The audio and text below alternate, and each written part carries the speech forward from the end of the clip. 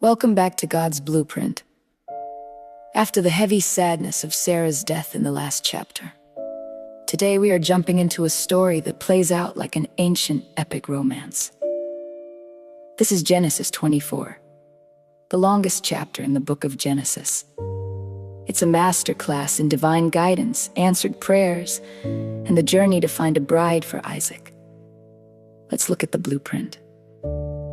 Abraham is now very old, and he has one final major task. He needs to find a wife for Isaac. But there are two strict conditions. First, Isaac cannot marry a local Canaanite woman. Abraham wants a bride from his own people who share his heritage. Second, Isaac can never leave the promised land to go back to Mesopotamia. So, Abraham calls his chief servant, most likely Eliezer, and makes him take a solemn oath. The servant asks a realistic question. What if the woman is unwilling to come back with me? Abraham's faith is rock solid. He answers, "The Lord, the God of heaven, will send his angel ahead of you so that you can get a wife for my son from there." With 10 camels loaded with gifts, the servant sets out on a 400-mile journey. The servant arrives at the town of Nahor and stops by a well outside the city at evening, the time when the women come out to draw water. He doesn't just wait around. He prays a very specific, bold prayer. He asks God to let the chosen girl be the one who not only gives him a drink, but offers to water his camels too. Now, a thirsty camel can drink up to 25 gallons of water. Watering 10 camels meant pulling hundreds of pounds of water out of a deep well. Before he even finishes praying, a young woman named Rebekah walks up. She is beautiful, kind, and when the servant asks for a sip, she says, "Drink, my lord," and immediately adds, "I'll draw water for your camels too." God didn't just answer the prayer, he went above and beyond.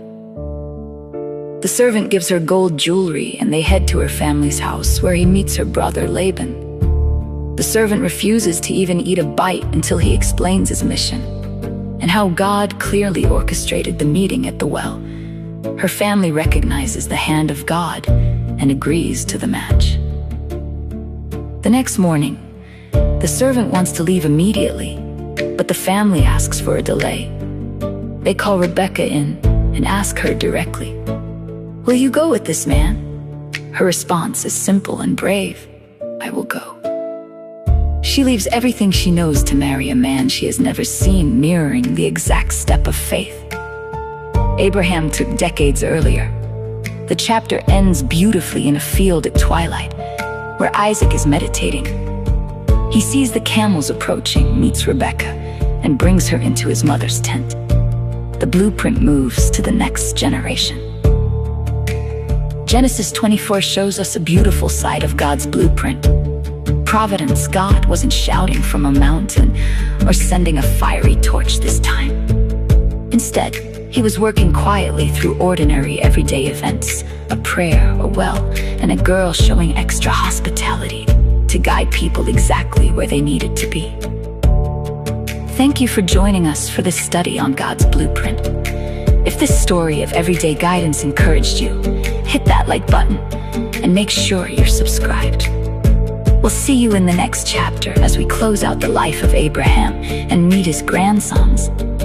We'll see you in the next chapter as the story of faith continues to unfold. Before you go, here is today's question. The servant prayed for a sign based on a willingness to serve, and Rebekah went above and beyond what was expected of her. When you are looking for God's guidance in your life, do you find yourself looking for major, dramatic signs? Or are you paying attention to the quiet indicators of character and everyday service?